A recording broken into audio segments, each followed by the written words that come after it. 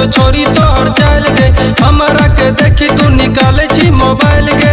हम तोहर बात जाने छियो गे छोरी हमरा पे लाइन तू मारे छिया गे। छोरी हमरा पे लाइन तू मारे छिया गे छोरी हमरा पे लाइन तू मारे छिया गे। रोज रोज बिगड़ल जाय छो छोरी तोहर चल गे। हमरा के देखी तू निकाले छी मोबाइल गे। हम तोहर बात जाने छियो गे छोरी हमरा पे लाइन तू मारे छी गे छोरी हमरा पे लाइन तू मारे छी गे।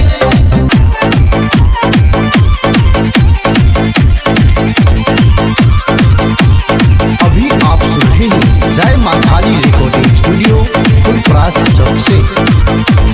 बेसी ने बनल छोरी करे समाट गे। हमरा तू पीछा करे छी दिन रात गे।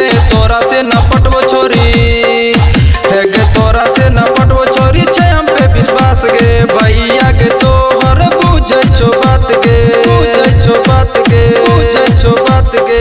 झूठो के दांत तू देखाबै छी गे छोरी हमरा पे लाइन तू मारे छी गे छोरी हमरा पे लाइन तू मारे छी गे छोरी हमरा पे लाइन तू मारे छी गे छोरी हमरा पे लाइन तू मारे छी गे।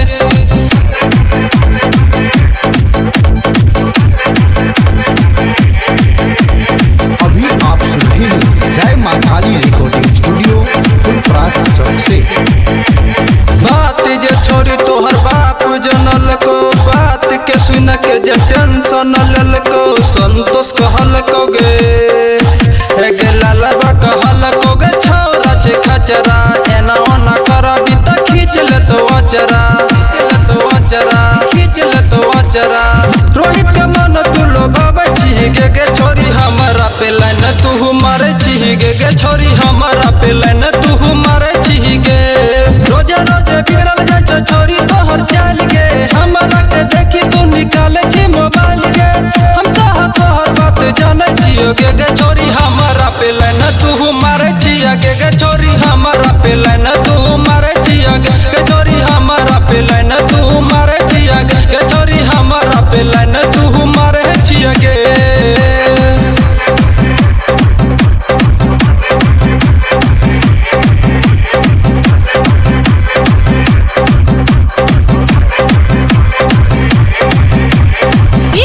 चंदेश्वर पंडित फुलपरास चौक 91 13 90 67 65।